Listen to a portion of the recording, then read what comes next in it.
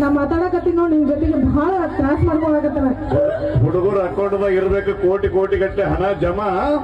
ನನ್ನ ಕೈಯ ಸಿಕ್ಕ ಡೈರೆಕ್ಟ್ ನಾನಿಲ್ಲ ಅವ್ರನ್ನ ಕೇಳ ಅಂದ್ರ ಕೇಳಲ್ಲ.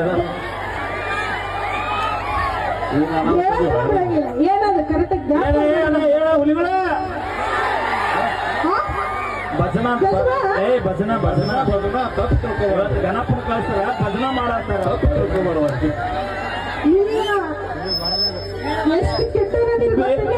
ನಾವ್ ಮೊದಲು ಚಲೋನ ಇದ್ವಿ.